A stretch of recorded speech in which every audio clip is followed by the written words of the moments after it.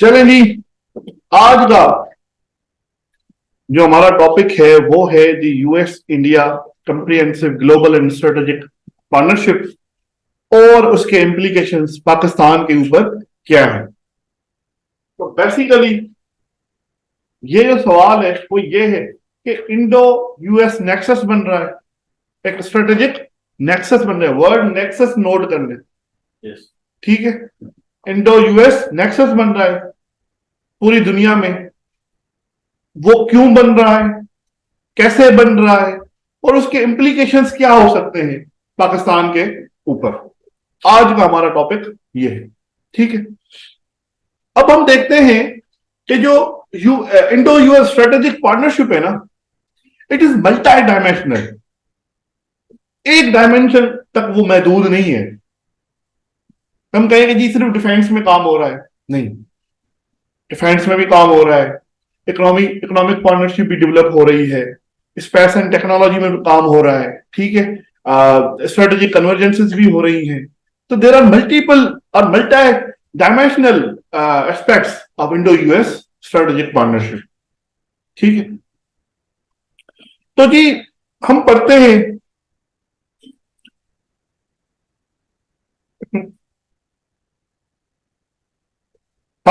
जी सबसे पहले जो मेजर काम है ना वो है जी India US defence partnership. India US defence partnership. अब मैंने जो यहां से शुरू किया है, ये शुरू किया हिस्ट्री से लेकर, तो पिछले दौर से लेकर आज तक जो मेजर मेजर डिफेंस एग्रीमेंट्स हुए हैं वो सारे के सारे मैंने आपको दे दिए हैं इसमें। अब आप देखें, पहला जो है वो है general security of military information agreement. ये साइन हुआ था 2002 में। कब हुआ था भाई? 2002 में।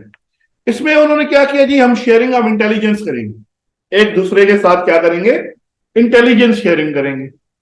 अब इंटेलिजेंस शेयरिंग क्या होती है भाई? काउंटर टेररिज्म में कोई टेररिज्म हो रहा है, आपके पास कोई सीआईए के पास कोई ऐसी इंफॉर्मेशन आई जो कि रॉ के पास नहीं है, तो सीआईए क्या करेगी? रॉ को देगी, शेयर करेगी। सिमिलरली अगर रॉ के पास है और सीआईए के पास नहीं है तो वो कौन देगी? रॉ देगी। तो इंफॉर्मेशन एग्रीमेंट किया।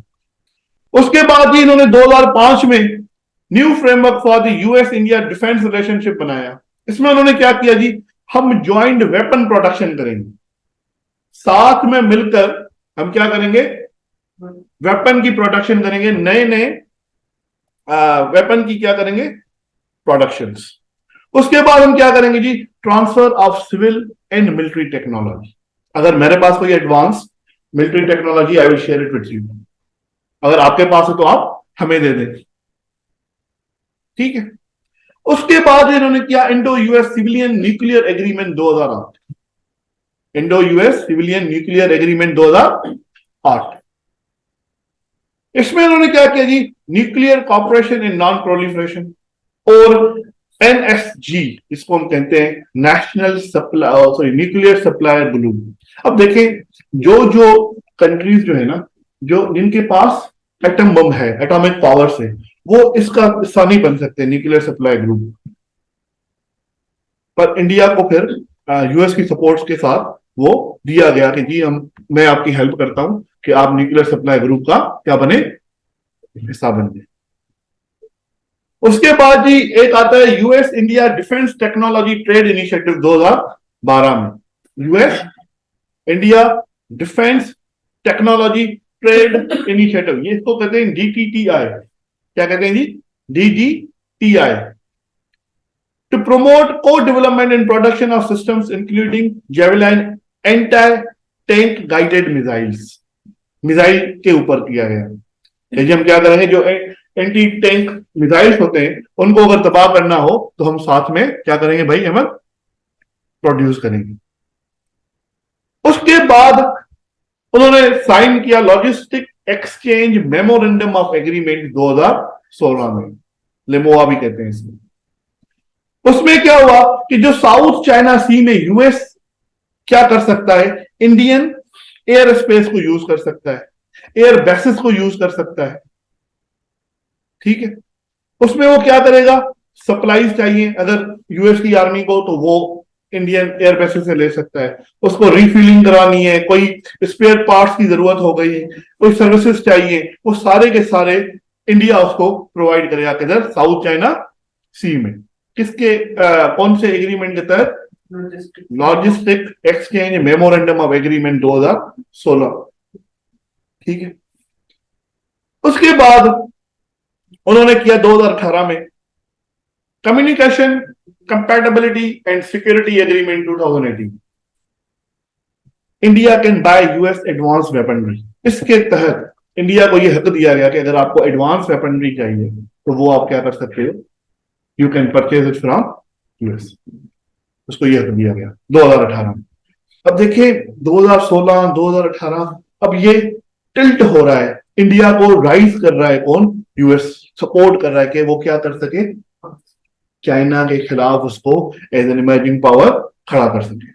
इन सारे डिपेंड जो 2016 से है खास करके, क्योंकि 2012 तक तो उनके साथ था भी नहीं कुछ ऐसा। ये जो ट्रम्प साहब आए या अब राइज होना 2008 के बाद राइज होना शुरू हुआ है चाइना का, तो वो राइज का जो पता चलता है वो 2014 और 2016 के बीच में चलता है कि चाइना भी एक बहुत बड़ी पावर बन गई, चुप कर ऊपर आ गई। ठीक है ना। तो फिर इंडिया ने यूएस ने क्या किया, इंडिया को यूज करने लगा कि काउंटर कर सकता हूं मैं किसको? चाइना को थ्रू इंडिया। ठीक है। उसके बाद ही ये अभी 2020 में हुआ basic exchange in cooperation agreement 2020, जिसको बीका भी कहते हैं, basic exchange in cooperation agreement 2020। India will provide US access to classified geospatial data and topographic data. जी, इंडियन साउथ एशिया के अंदर और इंडियन ओशन के अंदर, इंडो पैसिफिक जिसको कहें, इंडो पैसिफिक रीजन में और साउथ एशिया में जो भी सैटेलाइट्स इंडिया की काम कर रही है कि वो ऊपर से मॉनिटर जहां जहां पर भी कर सकता है, तो वो डेटा इंडिया किसके साथ शेयर करेगा? यूएस के। बीका है। अभी 2023 में आपके जो 2022 में आपके मोदी साहब गए, इधर गए यूएस, उधर उन्होंने मल्टीपल एग्रीमेंट साइन किए। उसमें एक ये भी है, US to give India GE aerospace proven F414 jet engine technology with India. Jet engine F414 jet engine, अब ये लेटेस्ट इंजन है दुनिया की फाइटर जेट्स वगैरह के लिए। तो आपके यूएस ने कहा कि जी we will provide it to you. क्यों? You have to fight with China.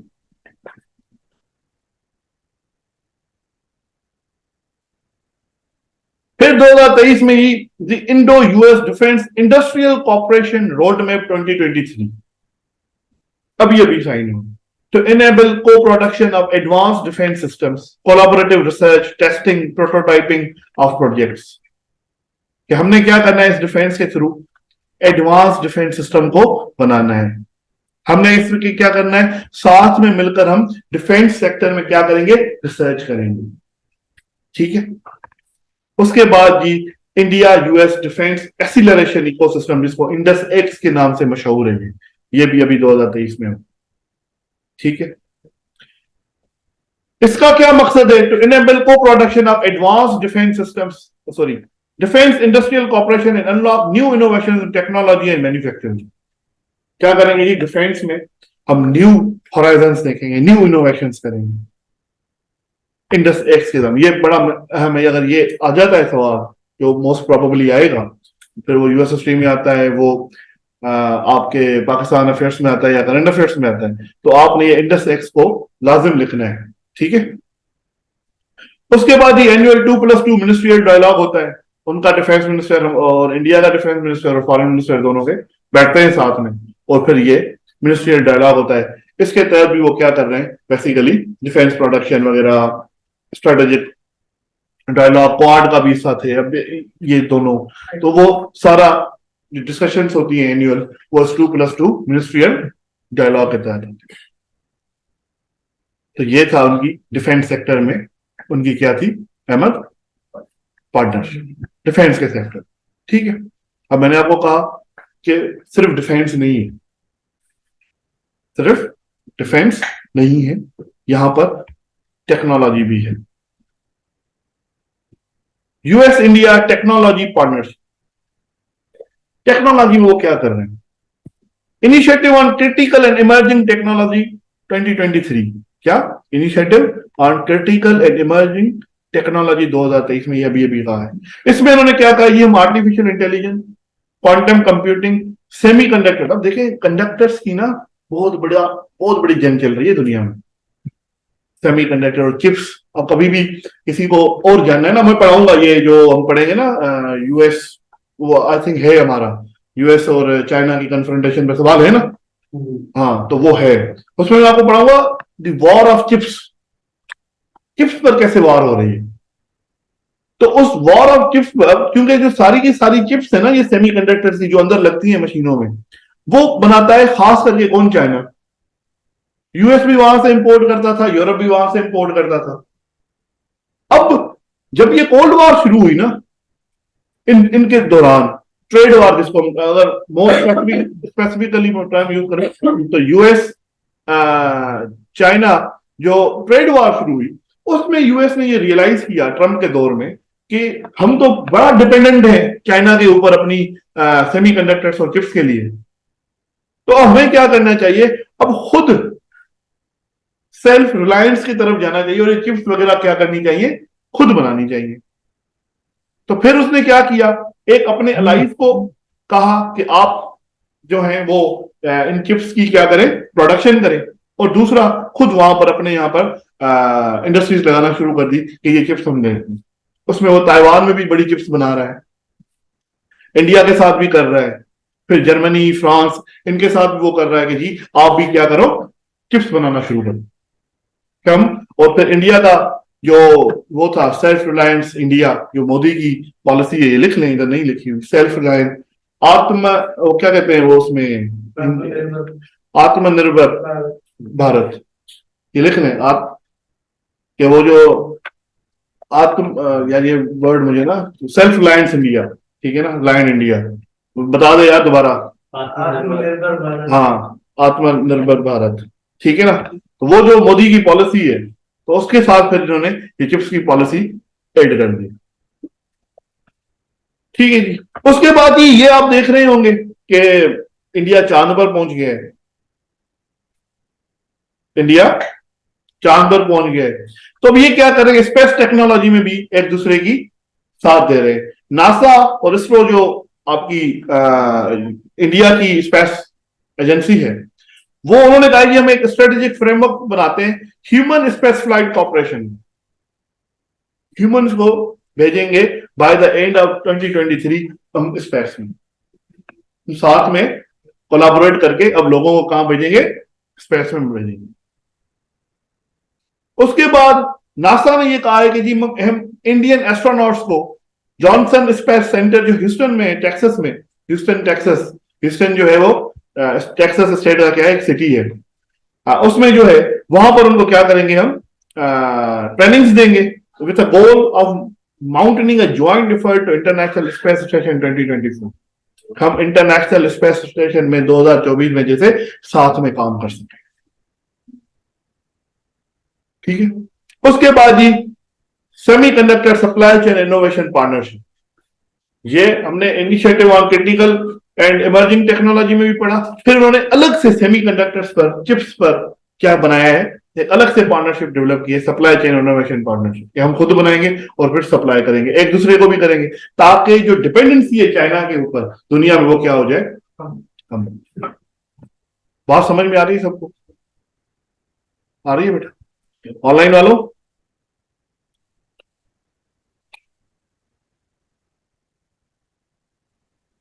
उसके बाद जी यूएस,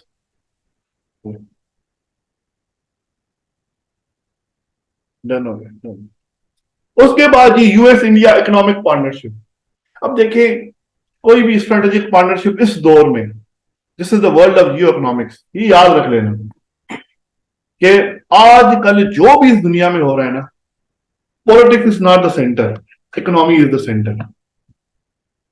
मैंने कल भी आपको बताया था the other means of war, और बताया था ना, हाँ, the other means of war.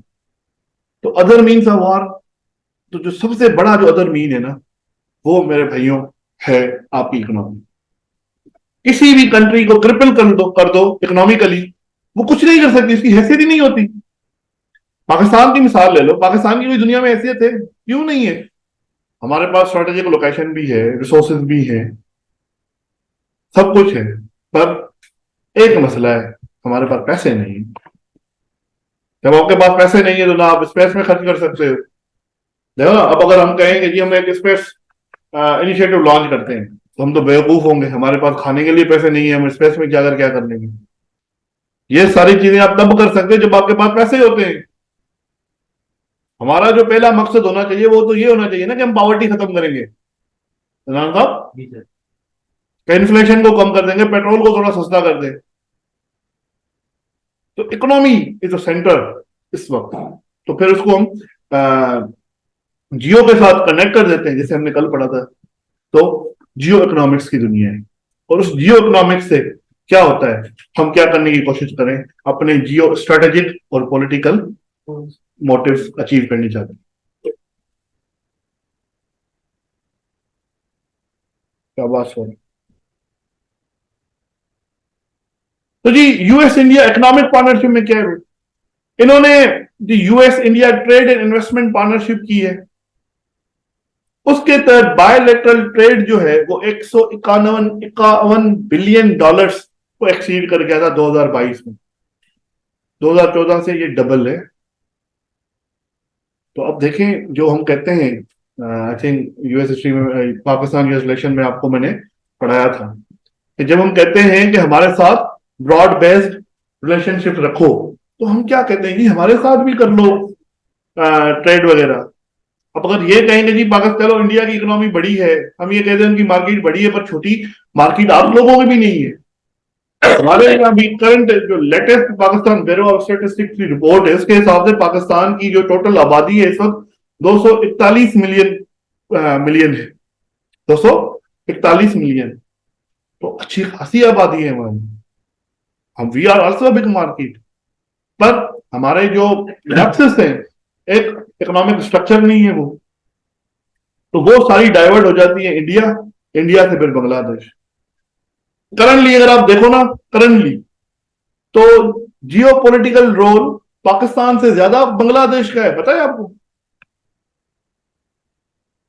अब घर जाकर ना अगर पढ़ने का शौक हो तो पढ़ लेना कि कैसे इस दुनिया में, खास करके माइकल गूगल मैन है, कौन?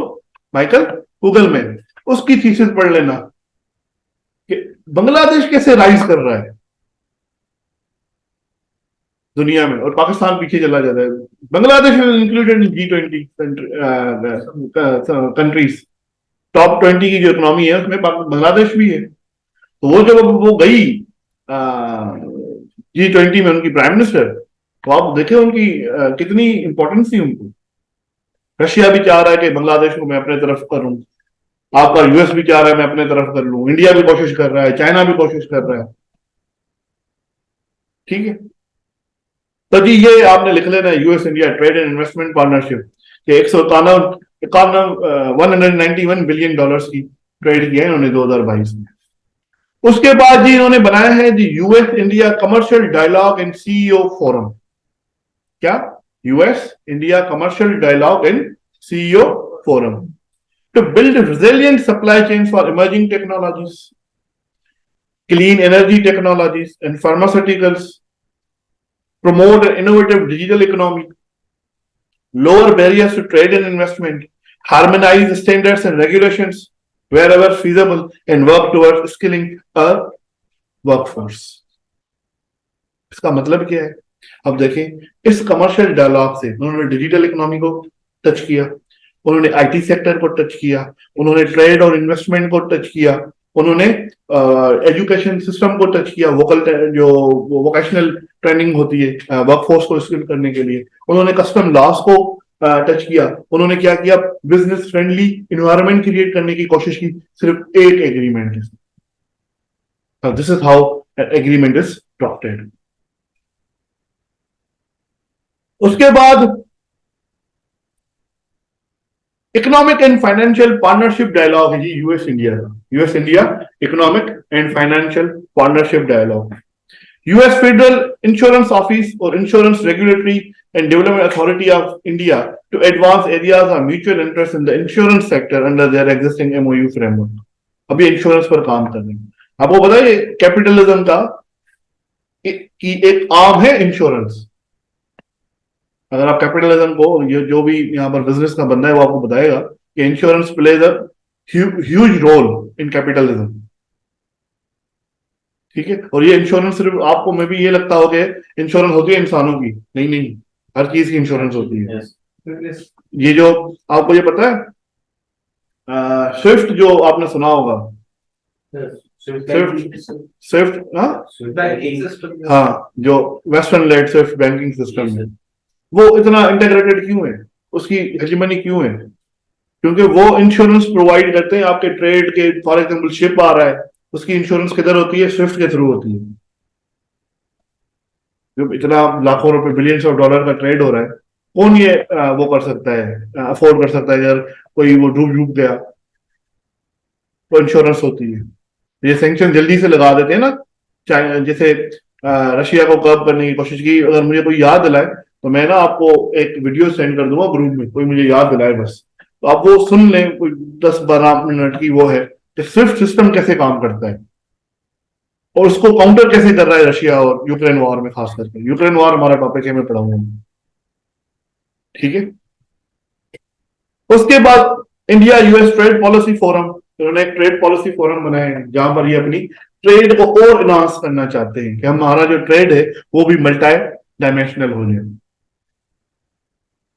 और lastly US India commercial dialogue to expand cooperation in the areas of talent, innovation and inclusive growth. ठीक है. तो ये हो गया आपका उनकी इकोनॉमिक पार्टनरशिप. अब देख रहे हैं कि कितना उनका ब्रॉड बेस्ड रिलेशनशिप है. सिमिलर रिलेशनशिप पाकिस्तान चाहता है यूएस के साथ, जो कि उसको नहीं मिलते. हमारा देख लो ना कि भाई यूएस के साथ क्या रिलेशन है. अहमद साहब, आपको पता चलेगा कि हमारे जो कुल मिलाकर जो रिलेशन है वो अफगानिस्तान में कुल मिलाकर. अब कर लोगे ना ऐसा, हर असल क्या निकलता है? वो ये निकलता है कि जी अफगानिस्तान में आप मदद कर रहे हो. मैंने कल भी बताया कि एंटनी ब्लिंकन क्या कहता है कि हम जज करेंगे पाकिस्तान के रोल को. हमारे जो फ्यूचर रिलेशंस होंगे पाकिस्तान के साथ वो किस पर डिपेंड करेंगे? वो इस बात पर डिपेंड करेंगे कि उसने पहले अफगानिस्तान में कैसा रोल प्ले किया और फ्यूचर में कौन सा रोल प्ले करेगी. कुल मिलाकर बात ये है. और यहां पर आप देख रहे हैं टेक्नोलॉजी, डिफेंस, इकोनॉमी, पता नहीं क्या क्या है. उसके बाद Indo US deepening strategic partnership.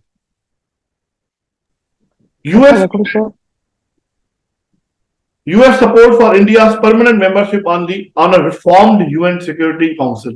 ये आपने बड़े अरसे से सुनी होगी बात कि जो यूएस है वो अर्ज कर रहा है दुनिया को कि आप इंडिया को नेशनल सिक्योरिटी काउंसिल में, जो यूनाइटेड नेशंस की सिक्योरिटी काउंसिल है, उसमें क्या दें?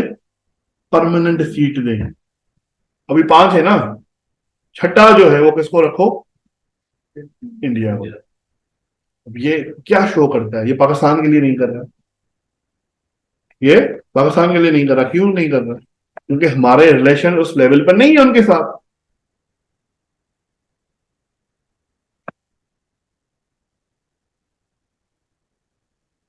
ये पूछ लें क्वेश्चन या लास्ट में कर लें question. I will answer it. लिख लें फरा, आप लिख लें फिर मुझसे पूछ लें. ठीक है. उसके बाद ये क्वाड, सबको पता होगा क्वाड. नहीं, quad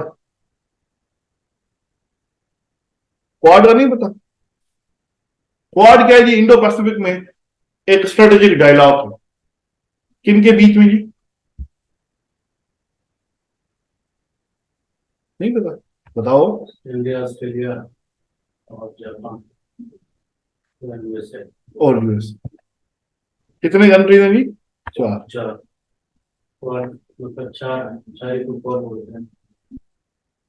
Australia, US, USA, UK. US नहीं, जापान है जी, यूके नहीं है.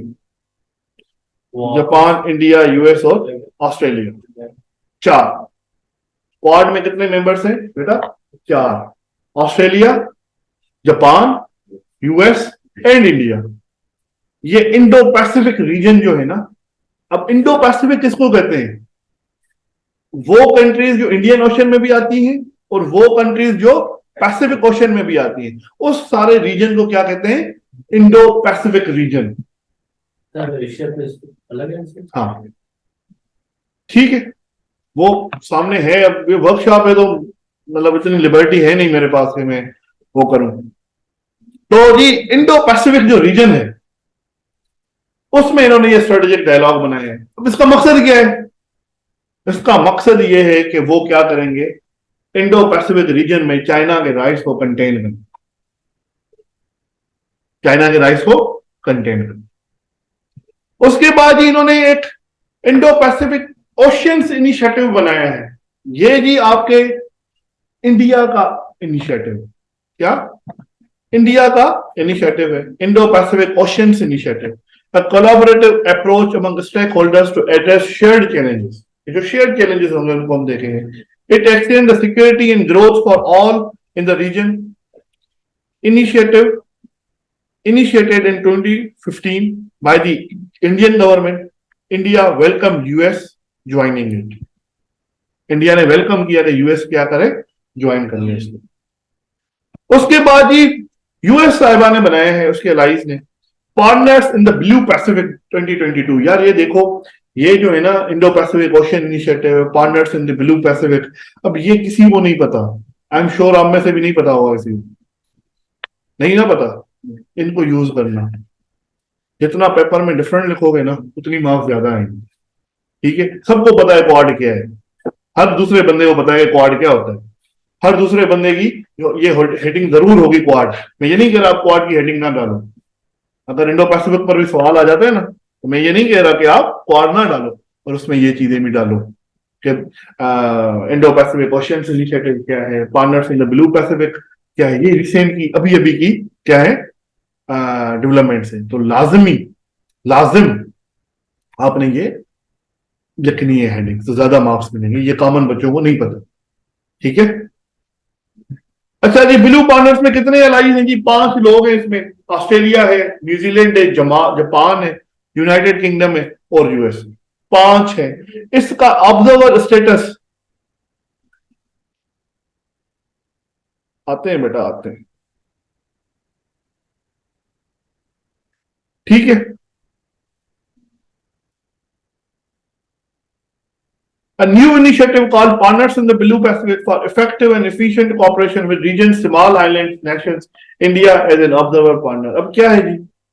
Effective and efficient cooperation with regions, small island nations। Small island Nations जो है जी, हम उनको क्या करेंगे? एफिशिएंट बनाएंगे, उनके साथ इफेक्टिव कोऑपरेशन बनाएंगे। अब उन स्मॉल जो मलेशिया वगैरह है, स्मॉल है, आपकी फिलीपाइंस है, हाँ ऐसे कंट्रीज हैं, अब उनके साथ हम क्या करेंगे? हम वो स्मॉल आइलैंड नेशंस हैं, हम उनकी हेल्प आउट करेंगे। तो बेसिकली क्या चाहते हैं ये कि आसियान कंट्रीज में जो भी आइलैंड नेशंस है ना, हम क्या करें? उनके ऊपर अपनी हेजीमनी क्रिएट करने की कोशिश करें और चाइना के डोमेन से उनको क्या करें? निकाल दें। तो कोशिश इनकी ये। उसके बाद ये strategic partnership in the middle east, हमने ये तो डिटेल में पढ़ी है, I2U2, IMEC वगैरह वगैरह जो हमने मिडिल ईस्ट में पूरा पढ़ा था। तो ये हो गया उनका आपकी स्ट्रेटेजिक पार्टनरशिप पर बात। लास्टली 5वां जो है उनका Indo US partnership on energy transition and climate change. वो क्लाइमेट चेंज और एनर्जी ट्रांजिशन पर भी काम कर रहे हैं। उसमें मैंने US India climate and clean energy agenda 2030 बनाया है उन्होंने। जी हम क्लीन एनर्जी प्रोड्यूस करेंगे, क्या करेंगे? Clean energy. एसडीजीज आपने सुने होंगे, सस्टेनेबल डेवलपमेंट गोल्स, एसडीजीज, उसमें भी है ना कि जी आपने क्या क्या करना है? Create clean energy. Clean energy क्या होती है? जो बायोफ्यूल को हम इस्तेमाल नहीं करते, फॉसिल फ्यूल्स को हम इस्तेमाल नहीं करते, हाँ, रिन्यूएबल सोर्सेज जैसे सोलर हो गया, विंड एनर्जी हो गई, हाइड्रो पावर एनर्जी हो गई, ऐसे सोर्सेज जिससे कार्बन डाई और ग्रीन हाउस गैसेस की जो इमिशन है वो क्या हो जाए? कम हो जाए और ग्लोब में एक क्लीन इन्वायरमेंट बने। और स्ट्रेटेजिक क्लीन एनर्जी पार्टनरशिप बनाई है। उसके बाद US India new and emerging renewable energy technologies action platform बनाया कि जी हम रिन्यूएबल एनर्जी में जाकर टेक्नोलॉजी की क्रिएट करें कि कैसे सोलर एनर्जी को हम ज्यादा एफिशिएंट बना सकते हैं, कैसे विंड विंड को और मजीद अच्छे तरीके से यूज कर सकते हैं। इनोवेशन काम हो रहे हैं टेक्नोलॉजी पर। अब देखो कितने होराइजन है इनकी। ये 5 बेसिक चीजें जो मैंने आपको बताई, ठीक है। ये 5 हेडिंग्स तो आप अगर ये आए, ये 5 हेडिंग्स आपके उसमें होनी चाहिए लाजमी, ठीक है। अब ये मुझे पता है कि ना आपके पास इतना टाइम होगा उधर कि आप इनमें से सारे के सारे एग्जांपल्स दे दें। अब मैंने ज्यादा एग्जांपल्स दिए कि आपको 2-3 तो याद नहीं जाएंगे ना।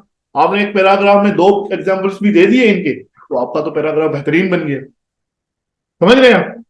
पर तभी मैंने ज्यादा से ज्यादा देने की कोशिश की कि आपको 5 दे रहा हूं, 2 तो याद हो जाएंगे, तो आपने 2 एटलीस्ट हर पैराग्राफ में फिर इनमें से डेटा देनी है ताकि वो आपको ज्यादा मार्क्स दे। और बिलीव मी, इन चीजों का किसी को नहीं पता। अब आप जाएं, मैं बैठ करता हूं आपके साथ, आप जाएं और पूछ लें किसी के साथ कि क्या होता है ब्लू पार्टनरशिप हो रही है या ओशियानिक इनिशिएटिव्स हो रहे हैं या ये जो मैं बता रहा हूँ ये क्लीन एनर्जी पार्टनरशिप, किसी को नहीं पता।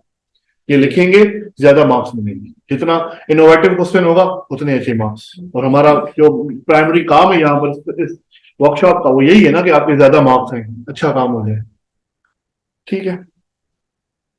उसके बाद जी, what factors are driving proximity in India US relations. ये नेक्सस तो बन रहा है, कोई तो रीजन होगा ना, ऐसे ही तो नहीं बन रहा, कोई तो रीजन होगा ना। चला तो जी, पहला है US led contain China strategy. China को हमने कंटेन करना है। तो ये चाइना कंटेनमेंट स्ट्रेटेजी जो थी उसके तहत AUKUS बना। हाँ, उसके तहत ऑस्ट्रेलिया, यूके और यूएस का जो स्ट्रेटेजिक डायलॉग है इंडो पैसिफिक में, उसको क्या कहते हैं? AUKUS। उसके तहत AUKUS बना, चाइना को कंटेन करना है। ये जो क्वाड बनी, किसके लिए बनी? चाइना को कंटेन करना है। अब इंडिया जो है वो चाहता है कि मेरा नाम आगे आए। यूएस को सपोर्ट कर रहा है क्योंकि यूएस को यह पता है कि साउथ एशिया में और इंडो पैसिफिक रीजन में एक कंट्री इंडिया है जो कि चाइना के साथ मुकाबला कर सकता है, क्योंकि उसकी इतनी बड़ी इकोनॉमी है, इतना बड़ा मार्केट है।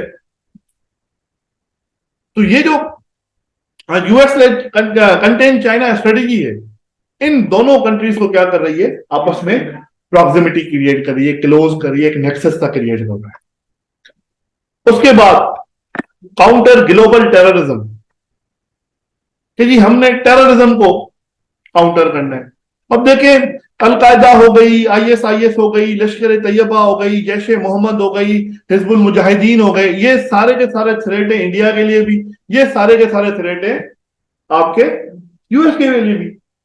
तो अब ये क्या कर रहे हैं? इंटेलिजेंस शेयरिंग के थ्रू, जो हमने डिफेंस के उनके पढ़े, इंटेलिजेंस शेयरिंग भी कर रहे हैं ना एग्रीमेंट, उसके थ्रू हम क्या करें? अपने अपने डोमेन्स में रहकर अपने कंट्रीज को प्रोटेक्ट करें, किससे? टेररिज्म। तो टेररिज्म जो है वो उनको क्या कर रहा है? क्लोज कर रहा है बहुत। उसके बाद ही fight between democracy versus authoritarianism. Democracy क्या है?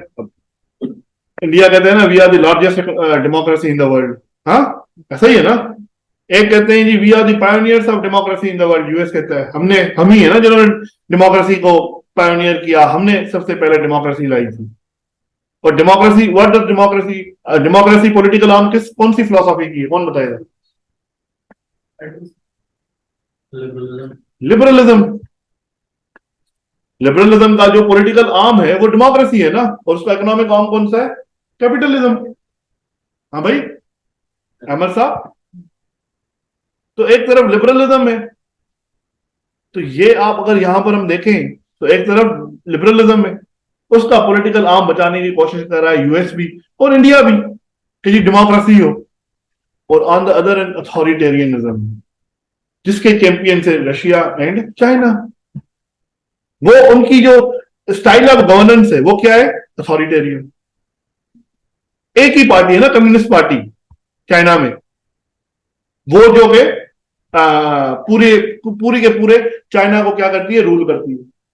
अपोजिशन तो है नहीं उधर, अथॉरिटेरियन। तो ये कह रहे हैं कि दो वर्ल्ड ऑर्डर्स आपस में क्या कर रहे हैं, टकरा रहे हैं।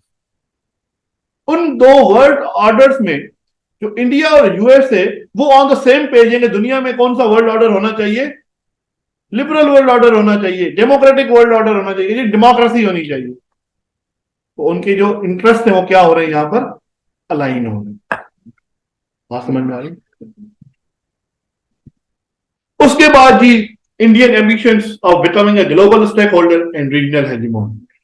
इंडिया को चंद्र गुप्ता से लेकर चनकिया, चनकिया का नाम सुना है आपने? चाणक्य जी। हाँ, चनकिया, चनाकिया, जो भी बोले उसको। हाँ हाँ, उसको कह सकते हैं, आप इसे ही कह रहे हैं, मिकावली ऑफ द सब कॉन्टिनेंट।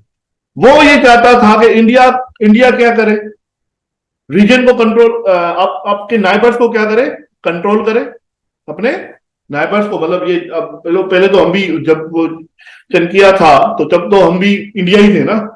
तो जो दूसरे सराउंडिंग हमारे वो हैं, कंट्रीज हैं, जैसे आपका चाइना हो गया, आपका अफगानिस्तान हो गया, तो जो भी हमारे साउथ एशिया में दूसरे कंट्रीज हैं, उनको हम क्या करें, कंट्रोल करें, वो इंडिया के गिरफ्त में रहें।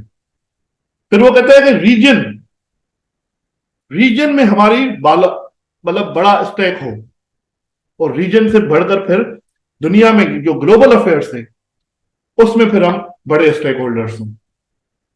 तो सिमिलरली जो ये आपके मोदी साहब हैं, वो उसकी पॉलिसी को क्या कर रहे हैं, परस्यू कर रहे हैं कि इस रीजन में मैं कंट्रोल करूं, जैसे कश्मीर के साथ किया, आर्टिकल 370 और वो 35A जो है वो रिवोक करके ये शो किया कि आई एम द माइट। हाँ, फिर रीजन में उसका जो इंडो पैसिफिक रीजन है उसमें उसका रोल बढ़ रहा है। अब हम देख रहे हैं कि वो मिडिल ईस्ट भी जा रहा है, वो अफ्रीका भी जा रहा है, वो यूएस भी जा रहा है, तो ग्लोबल वो बढ़ा रहा है। तो अब ये अगर उसको, ये जो एम्बिशंस है कि वो ग्लोबल स्टेक होल्डर बने, वो तब तक पूरी नहीं हो सकती जब तक एक ग्लोबल पावर उसको सपोर्ट ना करे। और ग्लोबल पावर वो कौन है, यूएस। ठीक है,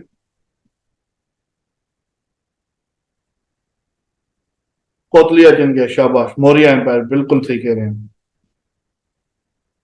ये अगर टाइम है ना, जो फॉर एग्जाम्पल जिनको पढ़ा हुआ है, तो वो ये कोतलिया डॉक्ट्राइन जो है वो थोड़ी सी पढ़ लो।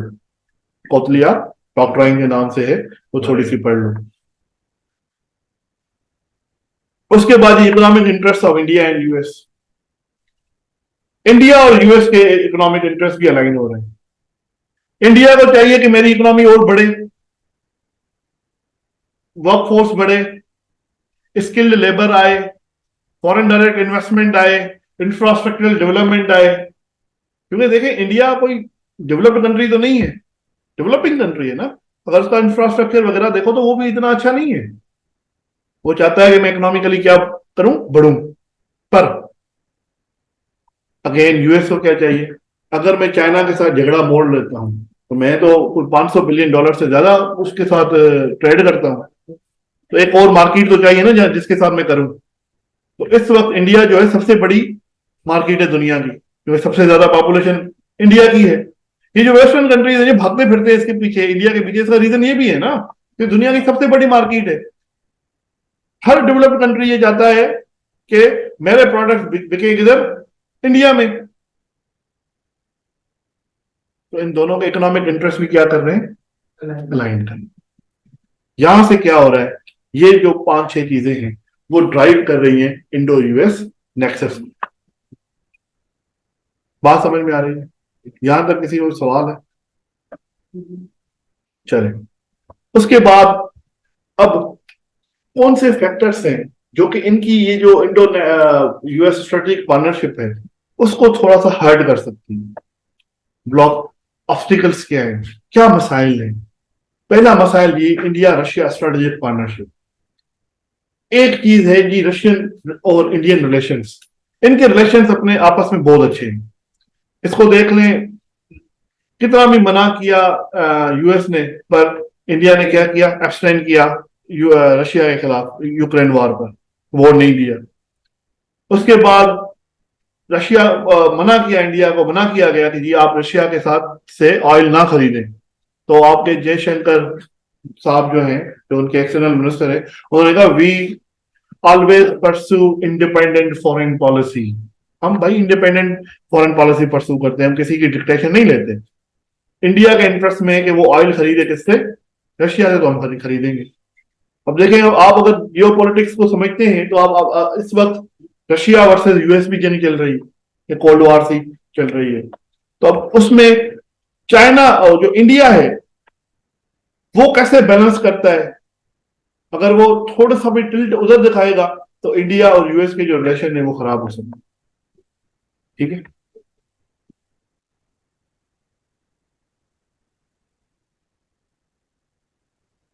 उसके बाद जी Indian participation in the SCO, Chinese and Russian dominated organisation. देखें, परमानेंट मेंबर है एससीओ का इंडिया।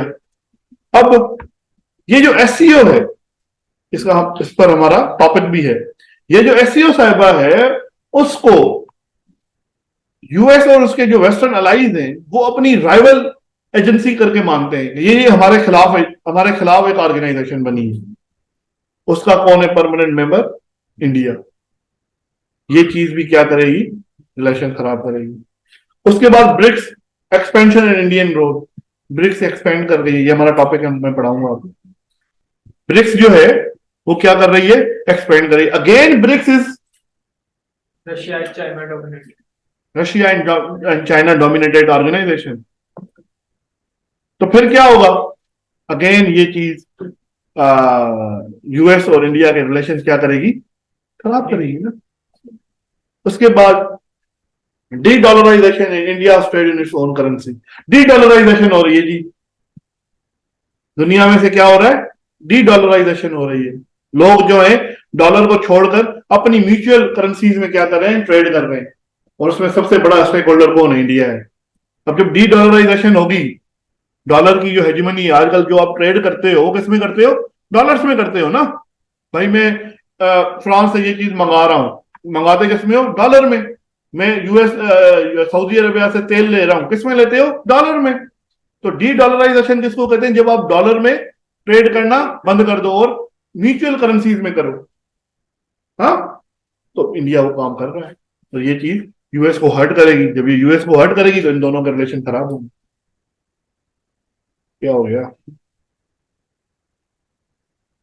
जी, बिल्कुल करेंसी स्वेप्स एग्रीमेंट्स हो रहे हैं, सही, बिल्कुल ठीक करेंगे। India Iran strategic partnership again. India और ईरान के ताल्लुकात भी बहुत अच्छे हैं। इंडिया ईरान से भी तेल ले रहा है, इंडिया ईरान से भी तेल ले रहा है। वो कह रहा है मुझे सस्ता तेल मिल रहा है जी, ईरान से मैं क्यों ना लूं।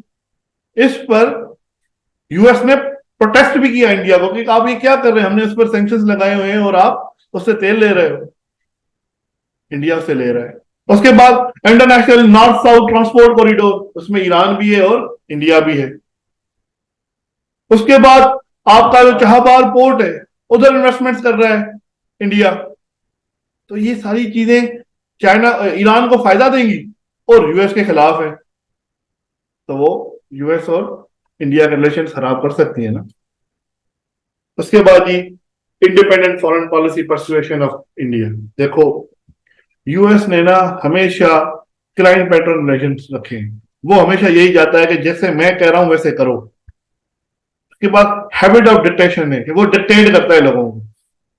क्या करता है, डिक्टेट करता है, डिक्टेशन देता है कि जी पाकिस्तान ये कर दो, फ्रांस, जर्मनी, यूके, ये सब भी वही करते हैं। उसने कहा वॉर ऑन टेरर करते हैं, उन्होंने भी कहा करते हैं।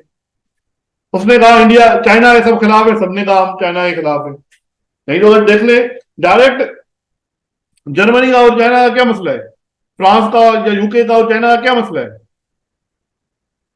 आपको कोई ऐसा मसला नहीं मिलेगा डायरेक्ट कोई कन्फ्रंटेशन हो रही है, क्योंकि यूएस चाहता है जी मेरी हेजिमनी जो है वो कायम रहे। तो वो सब उसके साथ साथ है, और फिर कहते हैं ना हम सब साथ साथ हैं।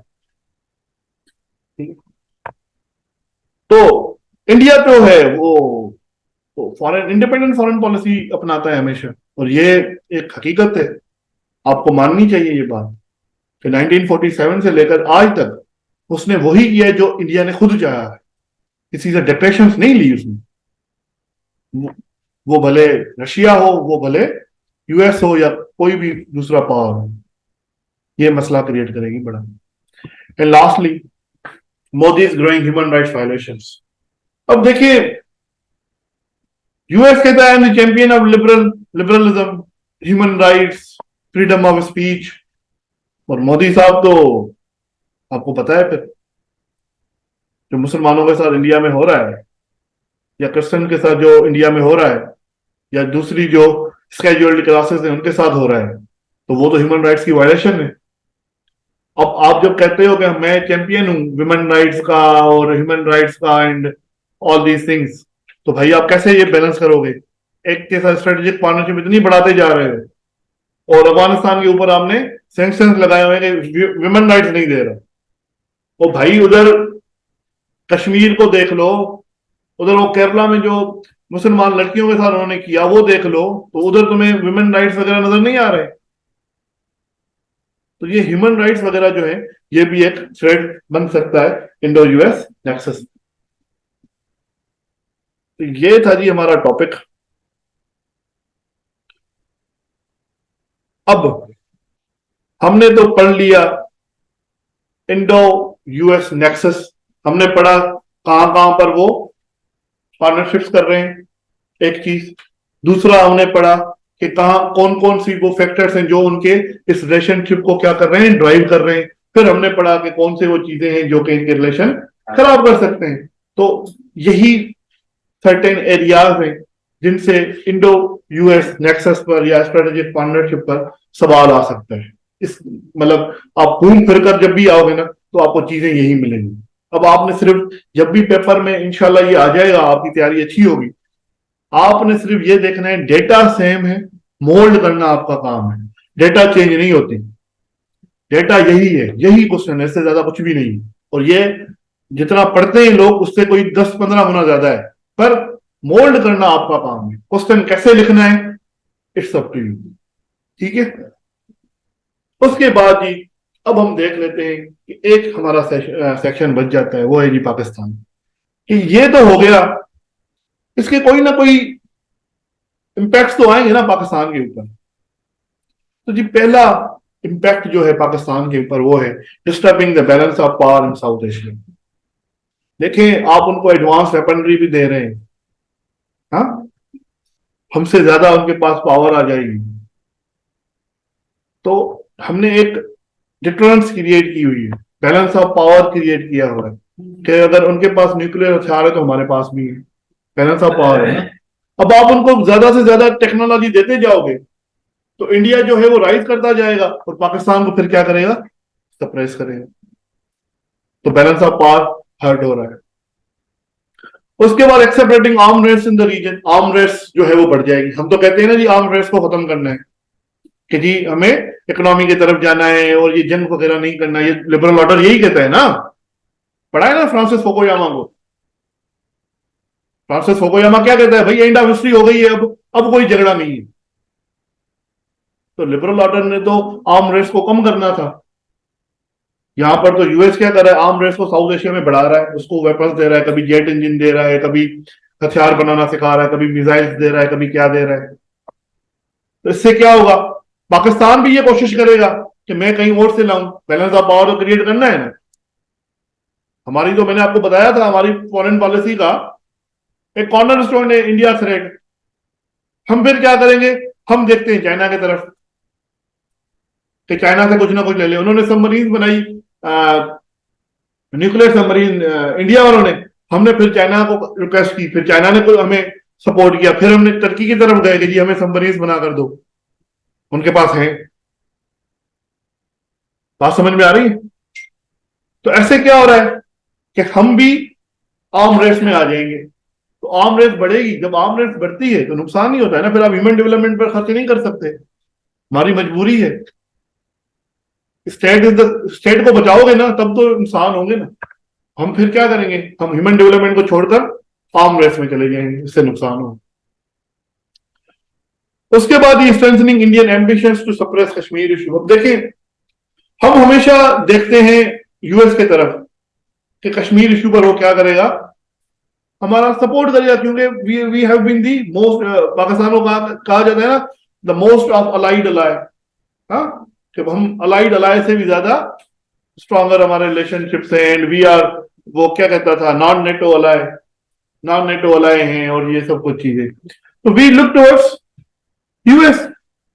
अब क्या हो रहा है, अब जब से इन दोनों का, जब से नेक्सस शुरू हो गया है इंडिया और यूएस का, और यूएस ये चाहता है खास करके 2016 के बाद कि जी हम as a regional power India को प्रमोट करें चाइना के खिलाफ, तब से उसने क्या कर लिया है, कश्मीर से आंखें मोड़ दी।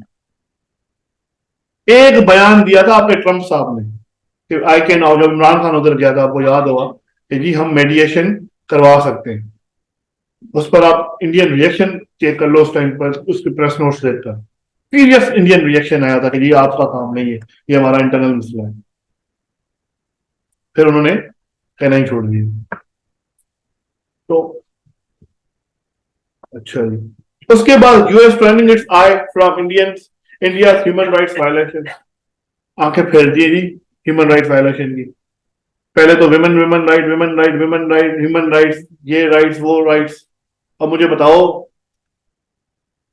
उधर मुसलमानों को खड़ा करके पीटा जा रहा है, उनको उनकी दाढ़ियां काटी जा रही है। कहाँ गए religious rights, freedom of religion भी तो है ना हमारे यहाँ, कहाँ गया भाई।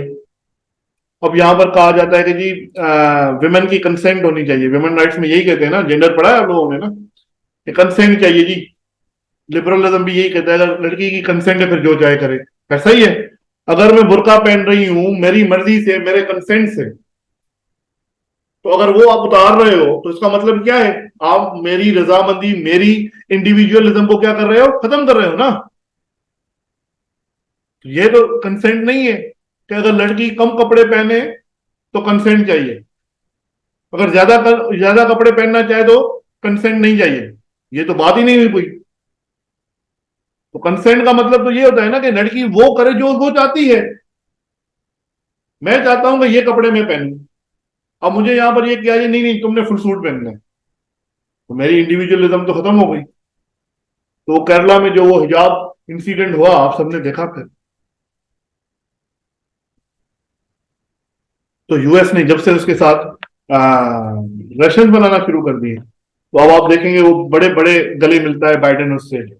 नहीं तो कोई दौर था गुजरात वायलेंस के ऊपर, गुजरात मसकर जो हुआ था, मोदी साहब की एंट्री बैन थी अमेरिका में। मोदी की एंट्री बैन थी अमेरिका में जी, गुजरात में उसने कत्लेआम किया है। आजकल उसके साथ गले मिले जा रहे हैं। उसके बाद इसका सबसे बड़ा इंपैक्ट पड़ेगा पाकिस्तान यूएस रिलेशंस के साथ के ऊपर।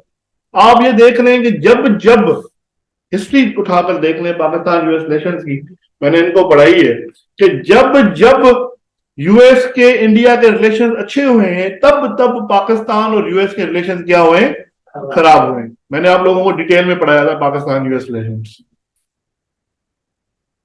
तो पाकिस्तान और यूएस के रिलेशन खराब होंगे। हमने कहा था ना, पाकिस्तान, इमरान खान ने, हमारे फॉर्मर प्राइम मिनिस्टर ने, कि Pakistan future lies with China, हम चाइना की तरफ, हमारा फ्यूचर जो है वो चाइना के साथ ही। वो क्यों कहा था, तो इसलिए कहा था कि वो रिलेशनशिप यूएस जो है वो बना रहा है किसके साथ, इंडिया के साथ। और चाइना, फिर हमारे पास एक ही ऑप्शन रहता है, चाइना। उसके बाद ये दोनों मिलकर, इंडिया और यूएस, सीपेक को प्रूव करें एज अ डेट ट्रैप। अब जब भी यूएस का बयान देखोगे सीपेक के ऊपर, तो वो कहते हैं ये डेट ट्रैप है। डेट ट्रैप क्या होता है कि कर्जों के दलदल में फंसा रहा है चाइना। ये क्यों कहते हैं, ये कहते हैं सीपेक बीआरआई को कमजोर करने के लिए, बीआरआई को वीकन करने के लिए, बीआरआई की इमेज खराब करने के लिए। और सिमिलरली आपका इंडिया भी उसके साथ कहता है कि ये डेट ट्रैप है।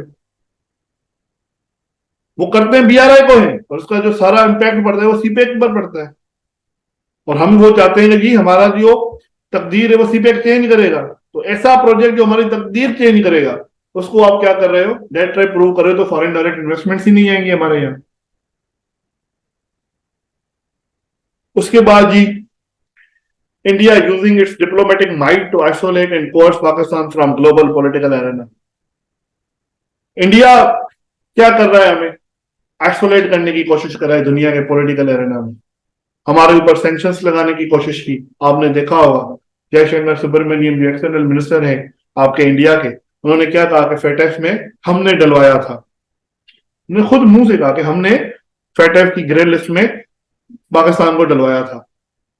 तो वो क्यों क्यों कर रहा है? कि ताकि हम डिप्लोमेटिकली क्या करें, पाकिस्तान को आइसोलेट करें। उसके बाद जब भी आप इंडियन डेलीगेशन की बात सुनोगे तो इंडियन डेलीगेशन जो है वो पाकिस्तान को हमेशा कनेक्ट करता है किसके साथ? टेररिज्म के साथ। किसके साथ करता है बेटा? टेररिज्म के साथ। जी टेररिज्म फैला रहा है पाकिस्तान, टेररिज्म फैला रहा है, तो दुनिया में आइसोलेट करना, हमें डिपेक्ट करना एज अ टेररिस्ट कंट्री, ताकि हमारे यहाँ इकोनॉमिक डेवलपमेंट ना हो, इन्वेस्टमेंट्स ना हो। और वो क्यों करता है? क्योंकि India has become a diplomatic power in the world, political power, economic power. European उसकी बात मानते हैं। And lastly, prospects of Indian inclusion in the United Nations Security Council as permanent member। अब देखें यूएस सपोर्ट कर रहा है, जब यूएस सपोर्ट कर रहा है तो यूके भी करेगा, फिर फ्रांस भी करेगा, फिर जर्मनी भी करेगा, फिर रशिया भी करेगा, तो सब करेंगे। जब इसको नेशनल यूनाइटेड नेशन की सिक्योरिटी काउंसिल में अगर वो मिल गई, परमानेंट सीट मिल गई, तो पाकिस्तान के लिए तो बहुत खराब हो जाएगा, क्योंकि फिर कश्मीर इशू तो गया आपका, फिर तो कश्मीर बिल्कुल गया। क्योंकि जब भी हम उस पर बात करने की कोशिश करेंगे यूएन में, वो वीटो कर देगा, फिर तो कश्मीर इशू गया ना।